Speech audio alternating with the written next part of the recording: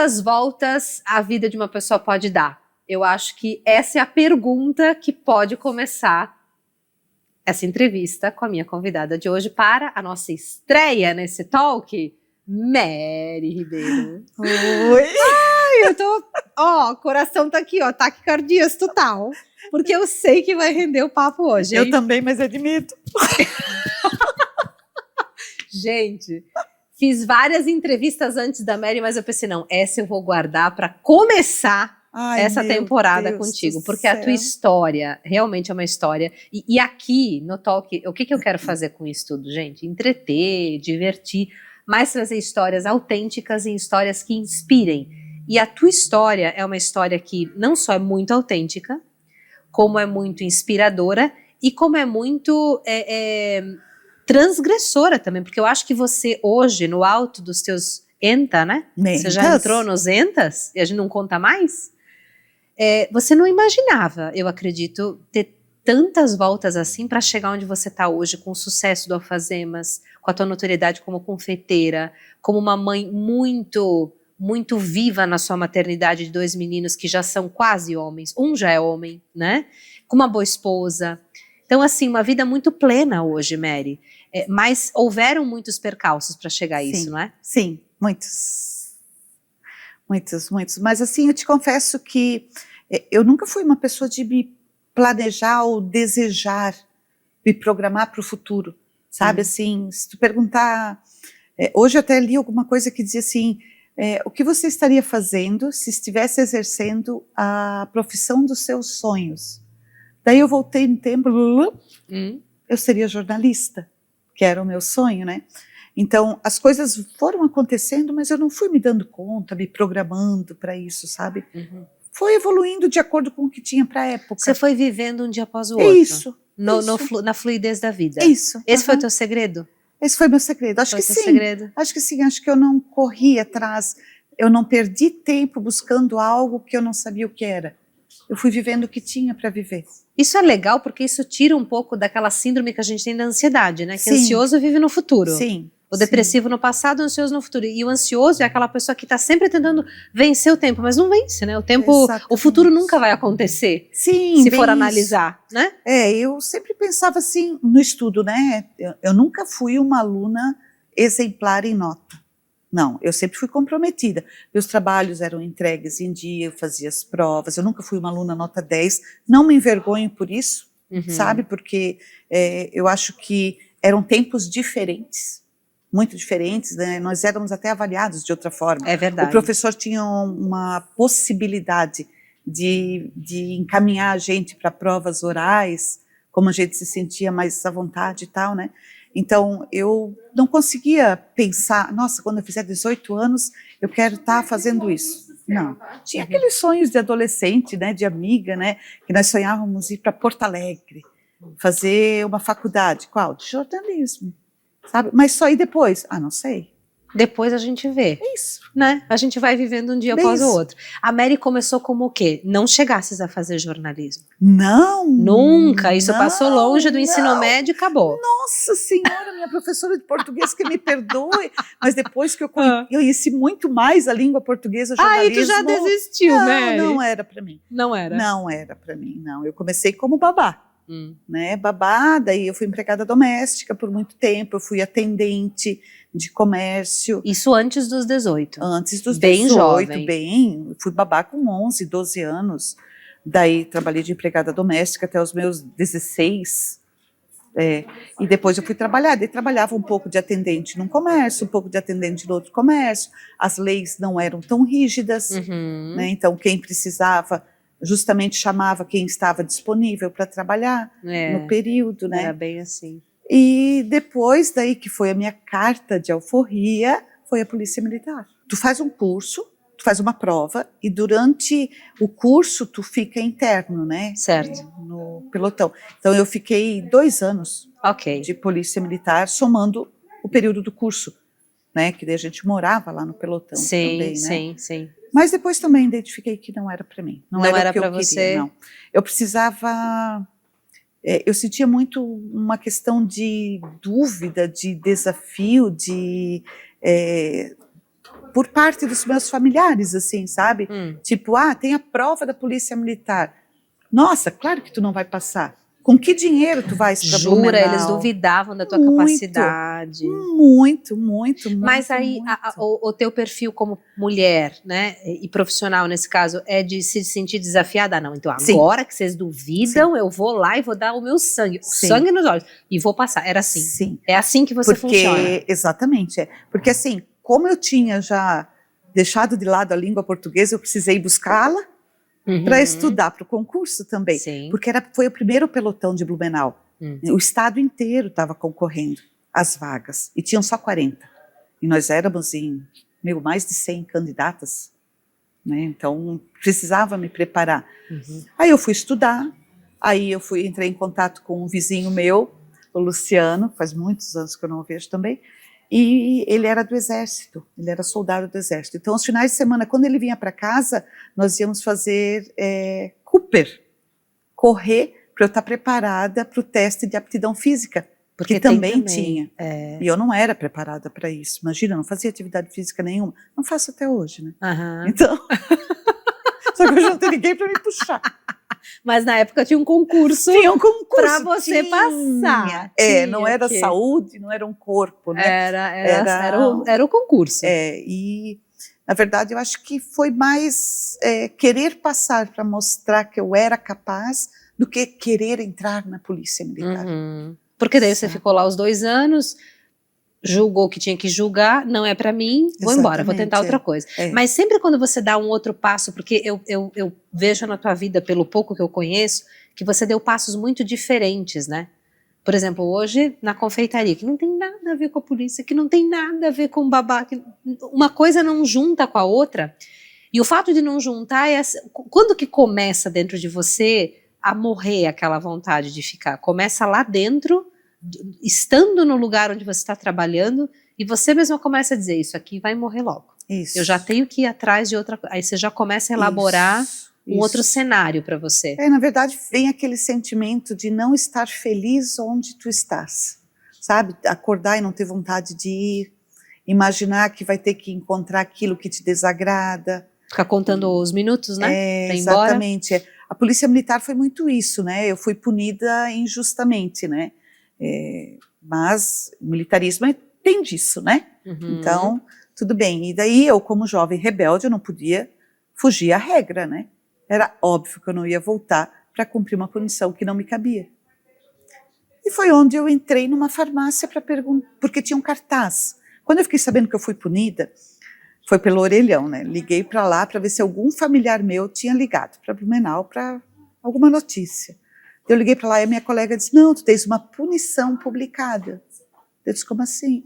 Tu não estavas presente no tal e tal e tal. Eu disse, não, deu para mim.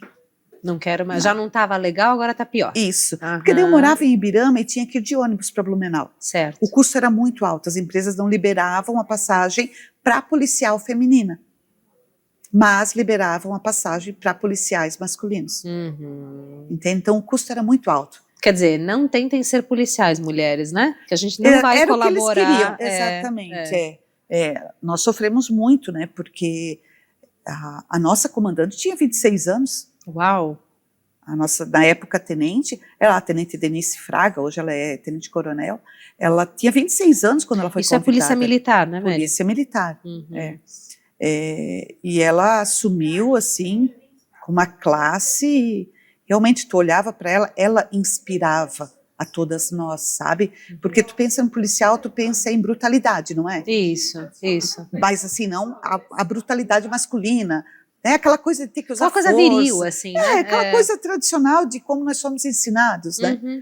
E enquanto que a tenente-coronel Edenice, nossa, ela era extremamente elegante, de salto, batom, unhas pintadas. Ela não se masculinizava, não, então, de jeito nenhum. Até para dizer não a um colega dela, da mesma patente, ela dizia não com um sorriso. Mesmo que depois, talvez, ela chorasse no alojamento. Sabe? Mas ela não se deixou abater, né? Então, o policial masculino, os comandantes, os tenentes, eles desejavam, vocês querem direitos iguais? Imagina, isso foi em 94. começando a reivindicação dos direitos iguais. Então tá, então vocês vão ter direitos iguais. Vamos para a aula de defesa pessoal. Não tinha nada de leveza. Vocês vão usar a força e receber a força, como eu treino com os meus alunos masculinos. Sabe? E muitas Mas vezes... as proporções totalmente erradas, né, Mary? Muito, completamente Porque a errado. própria fisiologia Tudo. masculina é diferente da feminina. Então, assim, Clio. direitos iguais não é isso, Não, gente. e Clio, os direitos iguais nesse período era usar coturno masculino, calça masculina, camisa masculina, e nós que nos adequássemos à farda, sabe? Então, assim, direitos iguais, iguais, desde o coturno.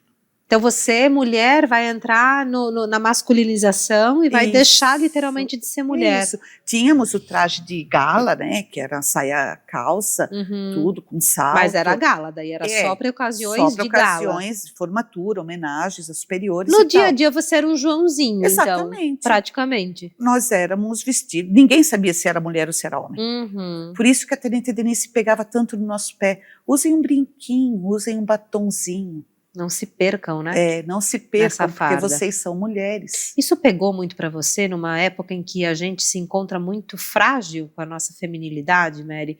Anos dos 18 aos 25, eu vejo assim que a gente ainda não é maduro o suficiente, apesar de eu achar que a mulher ela é mais madura do que o homem nessa fase, né?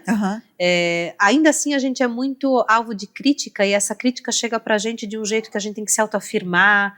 Eu percebo que as mulheres nessa fase da primeira juventude, a gente precisa muito, muito se autoafirmar, mas se autoafirmar para não receber a opinião errada, a opinião negativa do outro. Então, assim, não é porque eu quero fazer isso, é para não sofrer com a opinião negativa do outro, porque eu não sei como isso vai me abalar. E muitas vezes esses outros são os próprios familiares. Os próprios familiares, eu principalmente. Eu lembro muito da minha mãe e do meu tio dizendo assim, porque eu sempre fui de sorrir muito, sabe? Muito simpática, Sabe assim, tipo, talvez isso tornou o meu percurso mais leve. Não sei te dizer se foi ou não. Eu imagino que sim, Entende? E a minha mãe dizia que o meu tio, o cunhado dela, falava muito, nossa, muito riso, pouco siso. Entende? Então, é difícil tu se portar uma figura feminina sem poder sorrir, sendo julgado pelos familiares. Daí tu pensa, se os teus familiares te julgam, o que a sociedade vai falar? E é esse medo que eu acho que chega aos 25. Exatamente. Essa crise que a gente tem de identidade, né? Isso. O que vão pensar de mim, né? E acaba com a gente, né? Lógico, porque até 10, 12 anos, quem que é o teu mundo? Teu pai e tua mãe, né? Sim, o que eles falarem é lei pra você, lei, né? É regra. Então, se você já tem pai e mãe que te denigre, que te joga pra baixo, poxa, o mundo lá fora vai ser um caos pra você. Sim, bem isso mesmo. E, assim, o meu pai era alcoólatra, né? Eu não sei se eu já comentei contigo. Minha mãe sofreu muito com isso. Então nós, eu e meus irmãos, já fomos rotulados por isso. Os filhos de fulano. Entende? Pela sociedade toda. Pela sociedade toda, né? E pela própria família também, né? Porque os primos participavam dos encontros e nós não, porque o meu pai ia fazer barraco, porque ele estaria bêbado. Entende? Então, já rotulado pela família, o que a sociedade ia dizer? Daí aquele medo, né? A pessoa te olha, tu já pensa, será que eles estão pensando, aquela ali é a filha do fulano?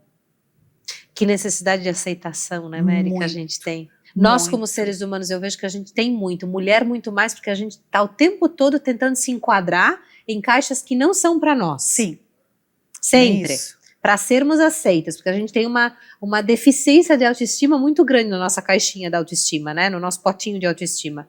Aí vem de problema familiar que a gente acaba levando como herança para a vida, achando que é nosso e muitas vezes não é nosso, porque isso era um problema do teu pai. Sim, exatamente. E só a maturidade sabe separar isso, mas quantos anos, quanta terapia, né, Mary, nas costas para fazer isso? Nossa, terapeuta, acho que eles já liberam, dão alta, assim, porque não aguentam mais. Terapia devia ser um troço assim, olha, carimbado. A sala de aula. Assim, tem que ir já. A sala de aula vale nota. Quem conseguiu um laudo de terapia positivo, né? E daí, assim, por que não comparavam ou não vinculavam, ou relacionavam com a minha mãe? Que era guerreira, que saía de manhã, deixava os filhos e tal. Nossa, ela é filha daquela mulher lá, que acorda de manhã, vai trabalhar de diarista, se divorciou no auge, não sei o quê. Não, era sempre com a parte baixa. É que nem criança, né? Tu tirou nota baixa, mas o meu amigo tirou uma inferior. Nunca se compara com um amigo que tirou uma nota maior, né?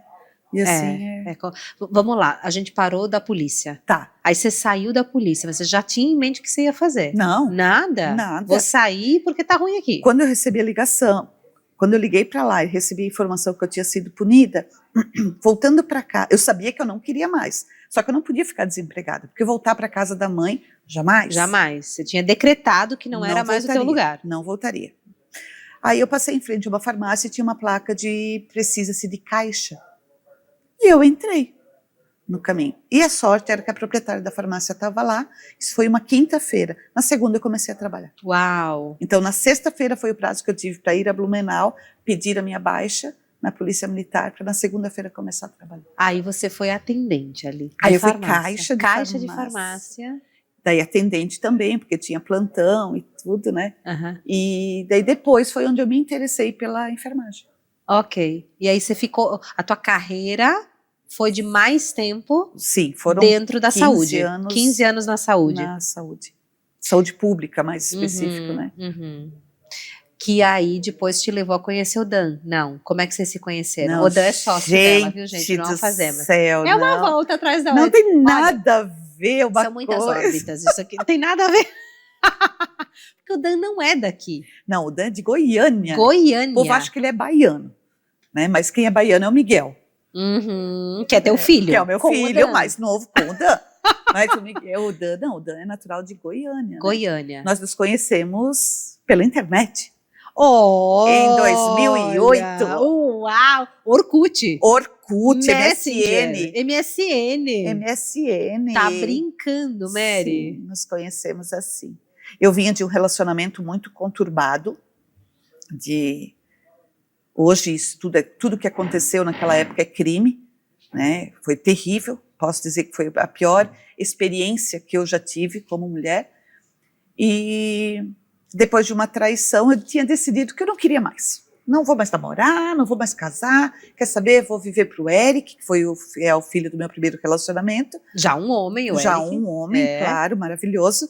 E vou viver. Vou trabalhar, o Eric vai crescer, vai estudar, de boa, não quero mais. Deu para mim, avacalharam demais. Daí aparece o Dan. Daí eu pensei assim, cara, ele deve estar zoando da mulher do interior, né? Não, porque eu sou do interior, ele deve estar achando, essa mulher ali a gente passa conversa e aquela coisa toda. E me diverti horrores com isso, sabe? Até um pecado, né? Daí ele queria conversar comigo, mas eu não tinha internet em casa, dura, né? Eu trabalhava para pagar aluguel, luz, água e comida, eu e o Eric. O Eric tinha a pensão dele, que ajudava para ele, e as outras coisas comigo. Eu não tenho internet, como é que eu vou falar? Eu não tenho nem computador, eu falei para ele. Isso era tudo no trabalho, no momento... Ao meio-dia, na hora do lazer, do almocinho. Ao meio-dia a gente conversava. Por que a gente não pode conversar à noite? Porque eu não tenho nem computador. Como é que eu vou ter internet? O computador não seria problema. Ele disse para mim, eu te mando um. Deu, Sabe aquela hora que tu pensa, não, ele pensa que eu sou tola mesmo, isso né? É muito roteiro de filme americano. Não é? Muito, eu te mando o computador. Não tem os 50 tons de cinza? O cara manda o computador pra garota. Então, guria, daí eu disse, tranquilo, ótimo, claro. Ele mandou.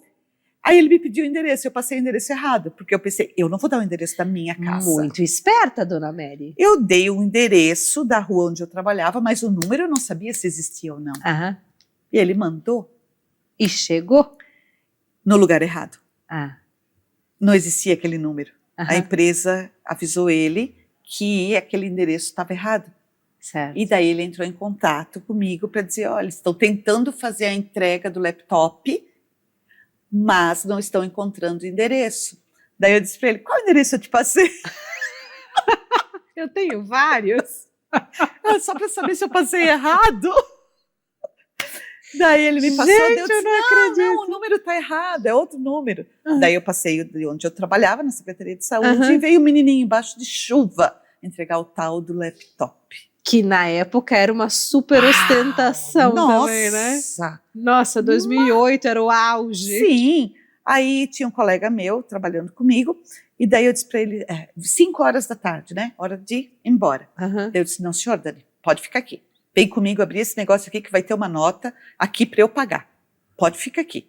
Daí eu abri, não tinha nada. Daí ele olhou, tirou a caixa, olhou. Não, mas não tem nada para tu pagar aqui, fica tranquilo. Tá, então o laptop é meu. Então, presente O mesmo, né? laptop é para mim. Daí, no outro dia conversamos de novo, ao meio-dia, daí disse que recebi e tal. Resultado, nós nos casamos e eu nunca coloquei internet na minha casa. Ah, Só o o laptop laptop. ficou na Secretaria de O Saúde Eric lá. brincava com os peixinhos lá. Jura? Juro. Era só o meio-dia. Era só ao meio-dia. Você vê que existe ali toda uma... Tem umas metodologias de cortejo. A Mary andou estudando essas coisas, Ai, devo ter meninas. estudado, devo ter Que estudado. tu tem que ficar macerando o cara, assim, ó. Não é já Isso. vamos pros finalmente aqui, ó, Não, vamos se E conhecer. sabe aquela cena que a gente vê em comédia, assim, ó, alô, tá cortando ligação, Eu juro que eu fiz isso. Eu juro que eu fiz isso. Muito difícil você. Juro. Não, juro Muito que eu fiz difícil. isso. Eu estava num congresso em Joaçaba de saúde mental. É. Cabia, né? Aham. Não tem como, né? Aí, com uma amigona minha, ela é até madrinha do nosso casamento, e ele ligava incansavelmente, depois do horário do congresso, depois das 7 da noite, ligava. Eu olhava e nada. Daí a Cris disse, atende. Daí eu atendi. Oi? Daí ele, oi, tudo bem? Tá podendo falar? Oi? Alô? Alô? Oi? Eu não tô ouvindo. Não conheço. Não conheço, não era ele. Porque eu pensava, não, ele tá me zoando, né? É. Ele tá me zoando. Mas né? também, vamos analisar um pouco, vamos lá, meninas. Pode ser muito também aquela coisa assim, ó. Ah, quer saber? Homem me fez sofrer. Agora também o próximo. Pode ser, né? Vamos, não sei se inconscientemente ou não, a gente leva meio que na maciota, entendeu? É. Vamos ver até onde ele vai com essa história, Isso. entendeu? E assim, aquela história tipo, ele nunca vai saber. Tá muito longe. Tá longe. É isso. Eu não sei como tá. Não sei se é, se não é. Até sabe? que, quando que virou a chave? Ele chegou e te disse assim, ó, tô pegando voo, tô Sim. indo para Ibirama. Nós começamos a conversar em junho. No dia 15 de novembro, ele disse, eu vou te visitar. Antes disso, ele me convidou várias vezes, comprou passagem para mim. Mas pensa, Clio, sem dinheiro para pôr internet, eu ia ter dinheiro para pagar um transporte até Navegantes? Não. Tinha Não como, tinha, né? não. E, aí E nem ele- era a tua prioridade também, Não, de e eu- guardar Não, o dinheiro. eu não tinha como guardar. O que eu ganhava, eu gastava, eu precisava gastar, pagar as contas. Não sobrava para isso. E outra coisa, eu ia para São Paulo, para Fortaleza, sem conhecer a pessoa. A minha mãe dizia assim, cuidado, filha, ele quer o teu rim. Ele quer vender o teu rim. Sua mãe muito sábia. Que o que tem de mutretagem Não é? ali fora, não é? E daí, depois de muitos convites que eu não fui, ele disse, não, eu em novembro tem um feriado, eu vou até Ibirama, vou conhecer Ibirama, então, para a gente se conhecer também. Ah, legal. Aí veio. Um mês antes, né? Claro que eu não acreditei naquilo. Sim, até ele chegar na tua porta, não, imagina se ele vem. Gente, eu limpei a minha casa ao extremo, quase lavei o telhado, porque ele vinha.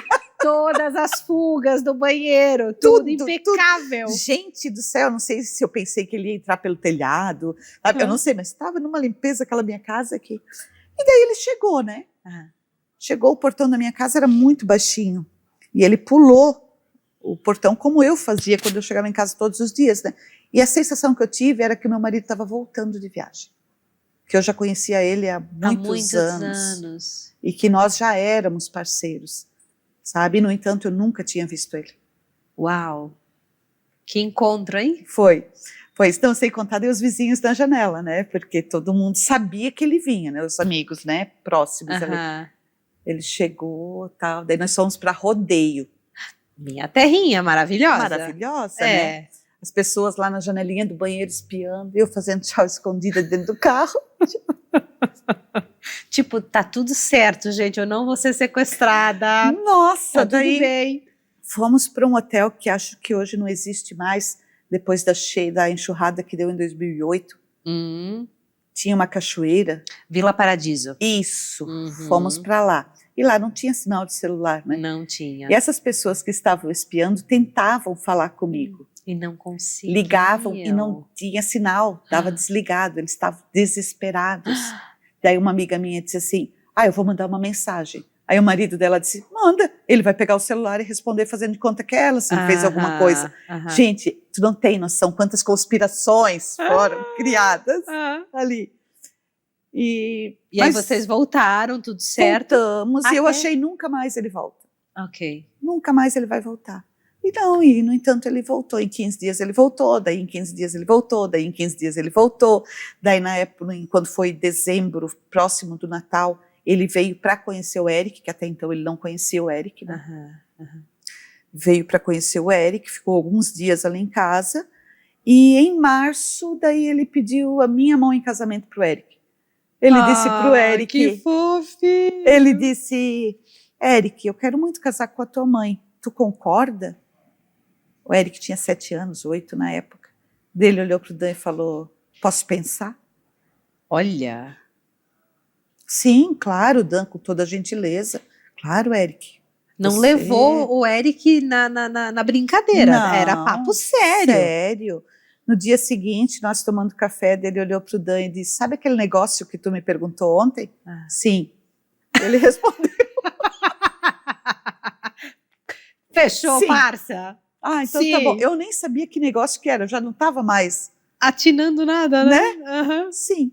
E daí a gente noivou em março e casou em dezembro do outro ano. A Mary negociada pelo filho. Não, é incrível, né? Pensa só. Um namorado conhecido pelo Orkut, né? Pelo Orkut. Quem disse que não, né? Quem disse Aliás, que não. lembrei do nosso amigo Juarez. Juarez conheceu a esposa desse jeito, Edneia, que se casaram desse jeito. Eu acho que era Badu na época, não era, Juarez? Vou mandar esse corte pra ele. Tinha o Badu também. Tinha o Badu, tinha vários. Tinha. É que agora, de uns 5 anos pra cá, deu uma popularizada tão grande que virou uma coisa meio escrota, assim. A gente vai se encontrar, vai transar e tchau. Mas nessa época, dos primórdios da internet no Brasil, anos 2000, era um troço sério. Sim. Que as pessoas realmente iam lá pra se conhecer. E isso de ir pra cama, ou de ficar, ou de não ficar, era um troço meio secundário. Assim, não, eu vou conhecer pessoas, vamos ver como é que é, qual é, né? E é consequência, né? O restante é consequência. Eu acho que vem muito de encontro também com o próprio Alfazemas, porque o casamento de vocês, ele tá ali, né? Tá. Ele tá espelhado na proposta da casa, do café. Tanto que tem o nosso símbolo, né? O infinito é o nosso símbolo, né? Ele tá lá. Ele tá todo lá. Todo lá, explícito nas cercas, nas imagens. A Mary vai contar pra gente um pouco sobre as histórias que giram em torno da casa, que não foi uma casa construída pelo Dan e pela Mary, sim construída por uma família. E ela tem a história da família para trazer pra gente, mas antes eu queria convidar vocês a conhecerem uma sala, porque cada sala dentro da casa do Alfazemas tem um nome, e esse nome tem uma origem. Então, acompanhe.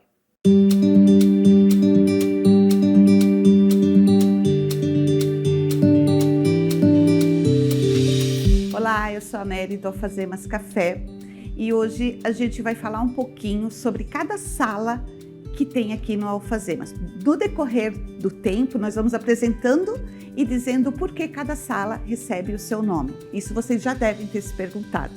A gente começa pela Sala das Flores, que é a mais procurada. A Sala das Flores foi uma sala que foi pensado diferente de todas as outras.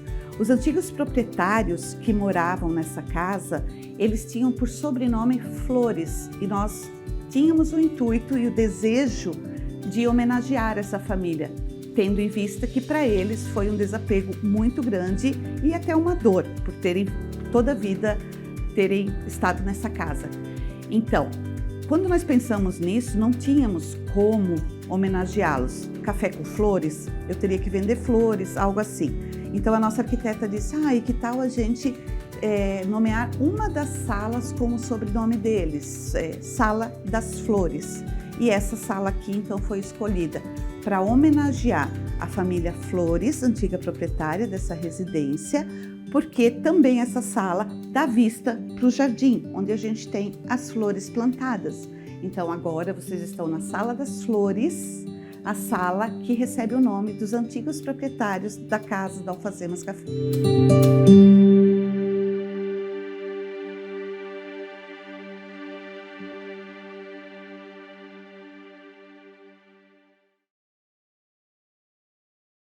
Você acompanhou ali a história da Sala das Flores, que fica no térreo da casa onde estava a Alfazemas em Ibirama. E a Sala das Flores, vamos começar por ali, né, Mary? A Sala das Flores, ela fala da história da família que era a dona da casa. Foi essa família, a família Flores, que ergueu aquela casa, que é uma casa de bastante significado para vocês? Não, essa casa, quem construiu essa casa foi um casal, ele alemão e ela francesa, que construíram a casa.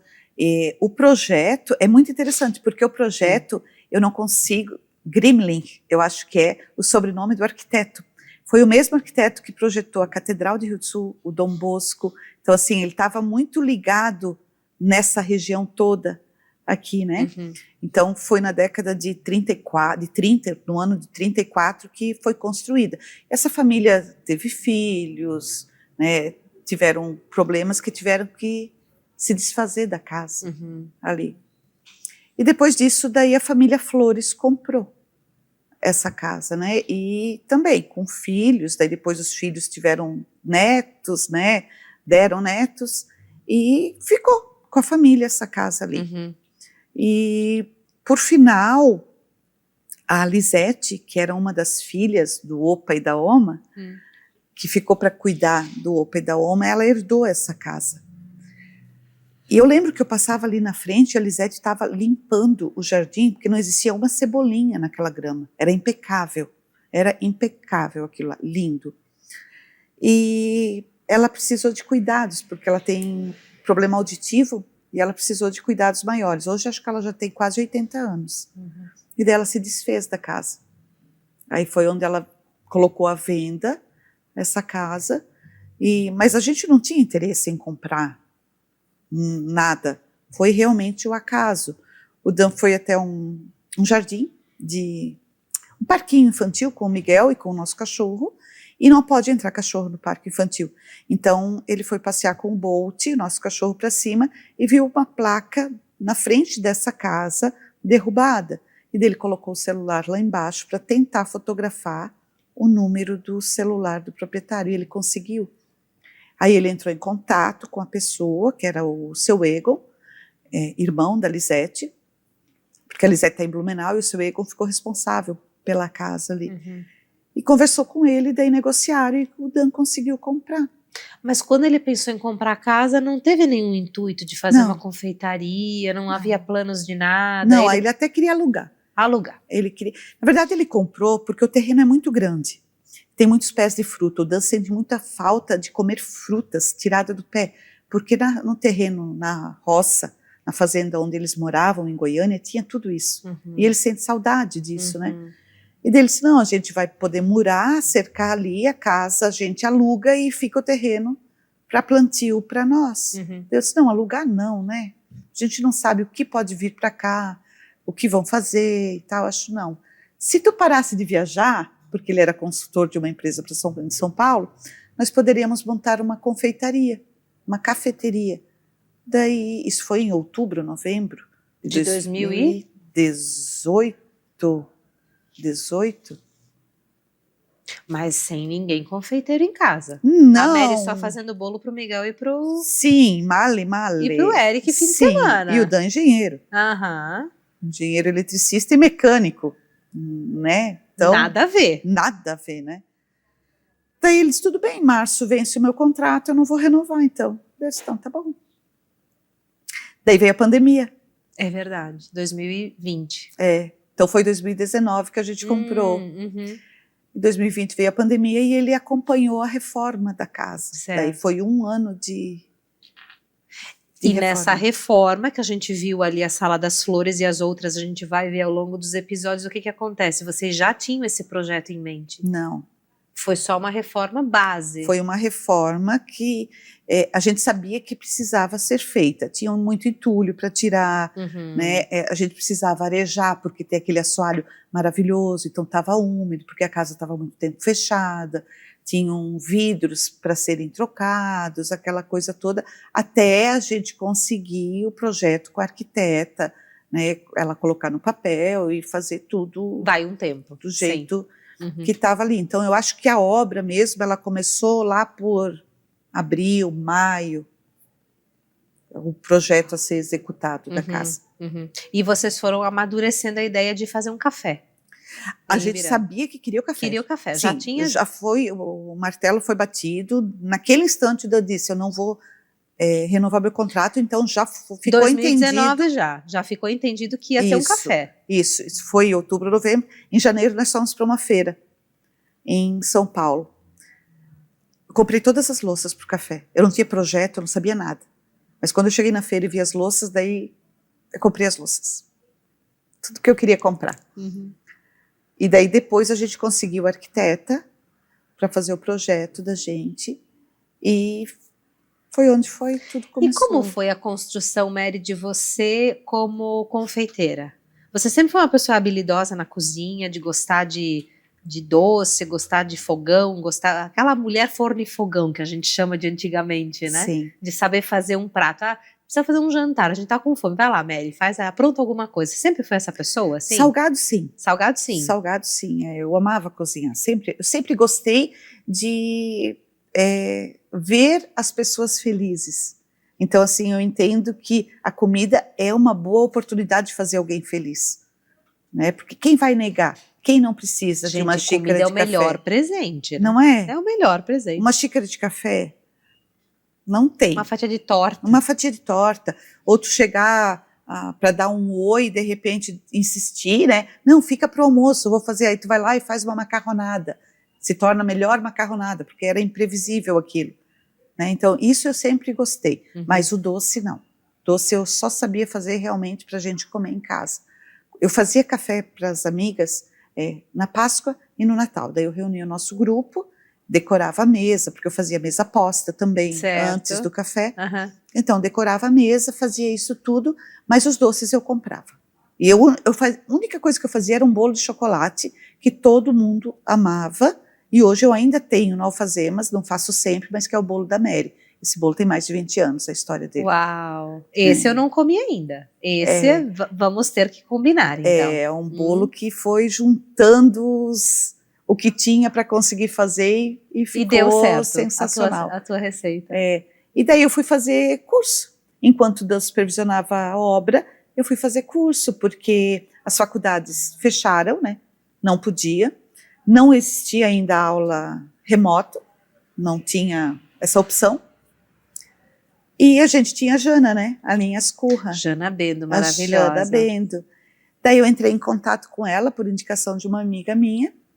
E daí ela disse, não, a gente está no meio da pandemia, eu não posso aglomerar, mas se for só eu e você, ou eu, você e mais uma pessoa, ainda é permitido. Então eu tenho a minha cozinha aqui, ela parou de dar aula na Univale, e ela veio para casa da mãe dela e ficou com tempo disponível, né? E foi onde eu comecei a fazer os cursos de confeitaria daí. Uau, Mary. A inauguração da Alfazemas foi 2021, então? Isso. Março de 2021. 10 de março de 2021. E a tua expectativa era qual? Até o dia 9? Que vai ter um pouco de gente aqui, né? As minhas amigas vão me dar um crédito. Isso. Vão comer o meu bolinho de novo, né? Isso. Era o que eu pensava.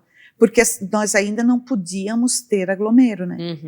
Então eu pensei que era uma boa oportunidade abrir naquele período, porque nós aprenderíamos, né? Levar sem bandeja. Cobrar muito também, de muita muvuca, né? Isso, mas nós estávamos em 9 pessoas para atender, e cozinha e tudo. Acabava que era demais, isso até atrapalhava a gente. Mas precisa amadurecer para perceber isso. Claro, claro. Né? E vamos abrir. Então a gente anunciou que abriria o café sem inauguração, porque não poderia fazer, né? E o medo, eu tenho sempre um medo muito grande de esquecer alguém e acabar magoando. Então eu prefiro deixar aberto, quem puder Venha e se sintam todos convidados, né? Isso, bem assim. Lotou. Gente, foi um sucesso. Foi incrível, foi maravilhoso, me arrepia. Porque eu não consegui aproveitar no dia, porque o nervosismo era muito grande, né? A anfitriã nunca aproveita, né? Nossa, mas aquilo lotou de um jeito que eu pensei os vizinhos vão denunciar a gente para a polícia. Porque estava tendo a supervisão, não podia ter aglomero, né? E foi. E aconteceu, isso foi numa quarta-feira que nós abrimos. Daí o final de semana era fechado. No final de semana era fechado, não podia abrir ainda. Daí nós aproveitamos para nos organizar e conversar, fazer a reunião com a equipe para ver onde nós pecamos na quarta, na quinta e na sexta. Para melhorar pouquinho. Ou na sexta-feira foi sexta-feira santa, e é o feriado que nós não trabalhamos, é o feriado que nós, né? Gente, chegou no outro final de semana, na outra quarta, lotou de novo. No final de semana, as pessoas esperando lá de fora no sol. Uau! Críticas, porque o café era servido frio. Mas não é que o café era servido frio, entende? Ele talvez, ele era colocado quente na xícara, mas com a nossa falta de experiência, de levar com a bandeja, de chegar a tempo, né? Talvez a gente colocava no café na xícara e esperava muito tempo até trazer, né? Isso. Então, muitas críticas ali, as pessoas reclamavam que tinha pouca comida, mas a gente não estava preparado para o que foi aquilo. Aquele estrondo todo que foi ao fazer. Exatamente, nós não estávamos preparados para aquilo e de repente estourou e a gente ficava até 1h da manhã preparando e no outro dia 5 da manhã estava lá de novo para conseguir ter, porque eu não tinha prática para fazer, né? Não conseguia. Para ter estoque, né, Mary? Não dava para ter estoque, não tem como, né? Não tem comida. Até hoje, né? Comida tu não faz estoque, né? E aconteceu e, graças a Deus tá. Você vê, é engraçado isso porque a gente vai trazer vários exemplos aqui de histórias e geralmente é assim, né? Para tudo aquilo que eu percebo na vida, quando você não põe essa pressão de ter que dar certo, quando você vai no minimalismo, assim, vou fazer porque eu gosto, vamos ver no que dá, é ali que o negócio estoura de um jeito e flui, que você não põe aquela ansiedade, como a gente falou antes, de ter que dar, certo? Que daí, exatamente, aí você coloca uma pressão que no fim das contas é o que vai fazer degringolar o negócio. É muito interessante. E hoje vocês já completaram 3 anos. Você sente que ainda há pessoas que chegam lá pela primeira vez? Muitas pessoas próprias de Ibirama, moradores de Ibirama, que é a primeira vez que vêm. Esse final de semana que passou, nós tivemos uma visita de Mirim Doce, de uma senhora, que não via a hora de chegar no Alfazemas para conhecer. Então, olha a distância que as pessoas percorrem para chegar até o Alfazemas, sentar, tomar um café, comer um bolo, conversar um pouco e voltar para casa. Porque assim, bolo por bolo a gente tem em muitos lugares, mas é lá, é o lugar, é a experiência. O próprio bolo, né, Mary? A gente tem um diferencial. Tem, né? Tem um diferencial que não é o sequencial, né? Aquela coisa meio da máquina, né? Padronizada. Não, a gente não pensa em quantidade, né? A gente precisa ter qualidade, né? Tanto que quando a gente abriu o Alfazemas, uma das propostas minhas era que nós tivéssemos só bolo da vovó, sem recheio. Só que a aceitação não foi legal, porque a nossa região ainda tem muitas vós e mães que fazem isso. Então quem sai quer algo diferente mesmo, né? E a gente se propõe a fazer bolo todo dia. A fazer o recheio todo dia, sabe? A mexer na vitrine todo dia. As pessoas mandam mensagem, pode me passar o cardápio? Eu não tenho cardápio, porque hoje eu tenho o bolo de pistache, mas se ele acabar hoje, amanhã eu não vou ter, porque eu não vou poder fazer ele nesse período, no prazo, aí terminou e abriu no dia seguinte um novo bolo de pistache. E eu acho que é ali que está o segredo, o DNA da tua marca tá ali, né? Tá em ter esse giro orgânico, esse giro caseiro. Isso. Que não vai ter. Comeu, acabou, não tem mais. Aí amanhã já é outra coisa. Exatamente. Né? Tem os bolos da casa, os bolos que são carro-chefe, né? Que a gente sabe que não pode faltar. Que é o Alfazemas, que é o queridinho. Maravilhoso. Que é o queridinho, né? Que as pessoas não se permitem experimentar outros. O Red Velvet, eu nunca comeria, e nem queria aprender, falei para a Jana, não quero aprender a fazer esse bolo, não gosto. Eu comi uma vez, odiei esse bolo. Gente, o nosso Red é maravilhoso. A Jana se Modéstia superou. à parte. Olha, a dedicação dessa prof é sensacional. E da aluna também, né? Também. Porque não é ela que está lá fazendo toda semana. Ela fala isso para mim também. Não, Mary, eu ensinei a fazer, mas eu ensinei centenas de alunos a fazer. E o cacau com laranja, que o cacau com laranja foi um bolo que eu experimentei em Minas, Tiradentes, lá. E eu vim para cá, e daí durante o curso eu falei para Jana, eu queria tentar reproduzir, porque ele era um sabor meio amargo e tal, e tal, e tal. E foi. E é muito particular também, né? É, muito. E a Jana conseguiu trazer o sabor que eu queria sentir. A Mary está dando os créditos para a Jana, mas não se iludam, tá? Porque a Jana não está dia a dia na cozinha, na produção da alfazema. É Dona Mary, sim, que leva e dá assinatura para todos os bolos. Gente, é isso. Mas deixaremos a modéstia de lado. Tá bom. Se ela não falar, falo eu, então. Que é ela quem faz, gente. Mas alguém ensinou, né? Alguém Tudo ensinou, bem, com certeza. Estou fazendo bom uso Você é uma perfeita aluna, com certeza. Eu gosto de cozinhar. Eu acho que isso também reflete, né? Ajuda muito, né, Mary? Eu percebo que quando eu não tô legal, que eu faço algo, aquilo também... Não sai igual, né? Não fica igual. Gente, eu amo conversar com pessoas que inspiram. Vocês também? Não é muito bom? A gente não se sente melhor? Para melhorar ainda o nosso papo, eu quero chamar agora, com a nossa produção, os novos parceiros aqui do Talk. Além do Alfazemas, que a gente já acompanhou um pouco, e nós vamos ter mais visitas ao Alfazemas, vocês vão conhecer a casa toda. Se vocês ainda não conhecem presencialmente, por aqui vocês vão conhecer. Mas a gente vai fazer um tour por outros parceiros, então acompanhem agora.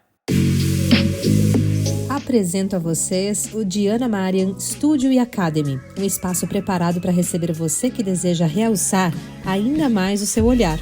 No Diana Marian Studio e Academy, os procedimentos são realizados pela própria Diana, que é especialista em extensão de cílios.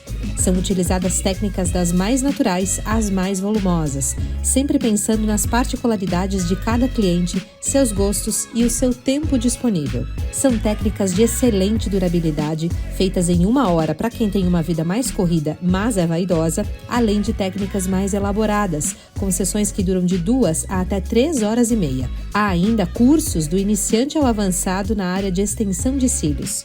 Diana Marian Studio e Academy. Fica localizado em Braço do Trombudo, mas recebe clientes de várias cidades vizinhas do Alto Vale. Agende já o seu horário.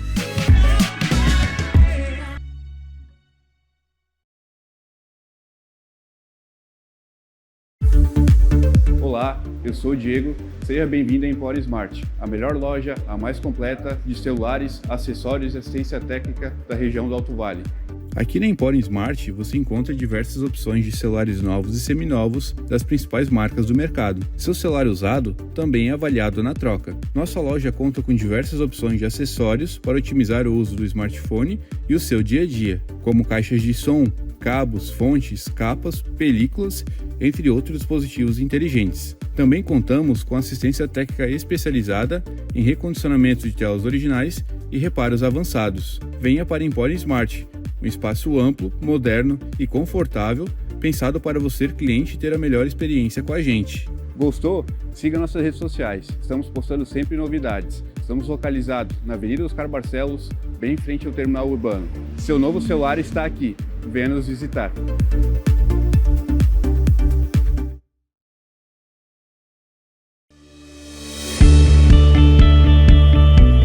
Seja bem-vindo à Contabilidade Gills & Neckel. Aqui você encontra serviços contábeis para pessoas físicas e jurídicas, desde declaração de imposto de renda até a contabilidade completa para grandes empresas. Hoje, a Contabilidade Gills & Neckel atende mais de 250 clientes, sendo estes, na sua maioria, Simples Nacional e Lucro Real. E conta com uma equipe especializada de 14 colaboradores com formação na área e cursos técnicos atualizados. A Contabilidade Gills & Neckel fica localizada no início do bairro Tabuão, na cidade de Rio do Sul, Santa Catarina. Facilitar a vida de seus clientes perante a contabilidade e o governo e traduzir toda e qualquer burocracia é o propósito da Gills & Neckel. Contabilidade Gills & Neckel, contabilizando seus sonhos, histórias e sucessos.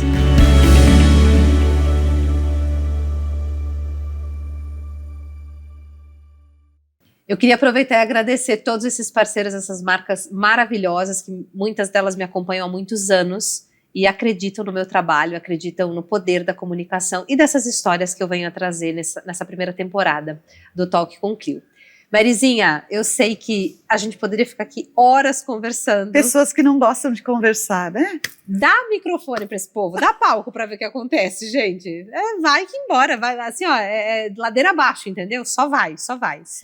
Mas eu queria te dizer assim que você é uma pessoa que, além de inspirar muitas outras pessoas, e a mim especialmente, eu percebo que você tem um perfil de mulher porta-voz, sabe? Para muitas outras mulheres. E isso é algo que, é uma pergunta que eu vou fazer para cada convidada que partir aqui do Talk, para eu saber se ela se enxerga porta-voz de outras mulheres. Porque é uma visão minha como espectadora da mulher, né? Eu enxergo a Mary como porta-voz de muitas mulheres. Mas a Mary se enxerga? Não. A Mary sempre leva a modéstia junto com ela. Eu não consigo. Aliás, eu acho que eu até... Pode não parecer, mas eu sou muito tímida. E eu não discuto, Clio. Eu não discuto. Eu dou a minha opinião e respeito a tua. Eu não vou discutir para nós chegarmos a... Tá bom, tu tem razão. Você não quer me convencer de nada? Não tem necessidade. Não tem necessidade. Hoje em dia, ser feliz é muito melhor do que ter razão, né? Verdade. Né? Então, eu gosto de participar, né? Agora eu estou participando do NUME, do Núcleo da Mulher Empresária de Birama. Eu gosto desses eventos, eu gosto de estar envolvida, sabe? Porque também é uma oportunidade de aprender. Além de passar, a gente também aprende muita coisa. Com certeza. E conhece muita gente maravilhosa nesses encontros, assim, né? Então, mas se tu me disser... Nossa, eu não me sinto porta-voz. Eu me sinto uma mulher. Hoje muito melhor do que ontem? Sem dúvida. Mas amanhã melhor do que hoje? Sem dúvida nenhuma. Sempre pronta para aprender e melhorar, né? Porque a gente enxerga os erros, né? E eu sempre falo isso para os meus filhos, e é uma fala que acho talvez até já esteja meio clichê, mas não importa o que te fizeram, né? Mas o que importa é o que tu vai fazer com o que te fizeram. Uhum. Tu vais usar como uma mola isso, ou tu vais usar isso como uma espuma, né? Afundar e ficar lá, né? Tu que sabe. Porque a gente vê muita rede social, tudo é lindo, tudo é maravilhoso, mas lá no fundo do poço não tem nenhum celular filmando, né? Porque as pessoas não querem ver o fundo do poço, não é? Exatamente, né? Então, eu sou muito desse tipo assim, resolvi, passou, não deixo nada para resolver amanhã, não gosto de deixar nada para resolver amanhã, tenho que resolver hoje. Tento não ofender, às vezes acabo ofendendo com palavras que para mim não seria ofensa, né? Mas tento não ofender, mesmo que a pessoa mereça, né? Que eu não tolero a ingratidão e traição. Independente dos meios que venham, eu não tolero isso. Então, se uma mulher se sente representada ou como porta-voz por mim, por esses motivos, então eu sou porta-voz. Então eu me manifesto. Então sim, eu aceito o título. Então eu aceito. Maryzinha, você é muito inspiradora. A tua história Obrigada, é de uma superação ímpar, assim. A gente... Eu me sinto sempre muito envaidecida de ter você como parceira para muita coisa. Foi a Mary, como é que eu descobri a Mary? A Mary estava na live de um programa que eu fazia. Verdade. E começou ali a talkear, a conversar e a comentar as coisas. E semana que vem você vem aqui? Venho! E Desde ela lá, né? veio, e ela veio com um bolo, inclusive, que foi o alfazemas, que é o Verdade. favorito da vida, assim. É verdade. E de lá a gente não se larga, porque a Mary, ela traz muito da leveza, assim, isso que é o mais legal. Você tem uma história de vida muito densa, de muitas intempéries, muitos perrengues mesmo, mas isso não te fez ficar amarga, não te fez ficar uma pessoa, sei lá, carrancuda, de cara feia com a vida. Sim. Pelo contrário, Sim. você é uma pessoa sempre altiva, pra frente, sempre com um Sim. sorriso. Isso é muito inspirador, Mary. Parabéns. Obrigada. Obrigada por ter vindo Obrigada por aqui. estar comigo. Eu adoro sempre te encontrar. E eu espero que vocês também tenham se inspirado com essa história para começarmos essa série de vários episódios com vários convidados aqui no Talk com Clio, viu? Foi um prazer ter a companhia de vocês até aqui. Não se esqueçam de se inscrever no canal, ativar o sino para receber as notificações dos próximos vídeos que eu e a produção estaremos aqui colocando para vocês a cada 15 dias, tá bom? Um beijo e até o próximo episódio.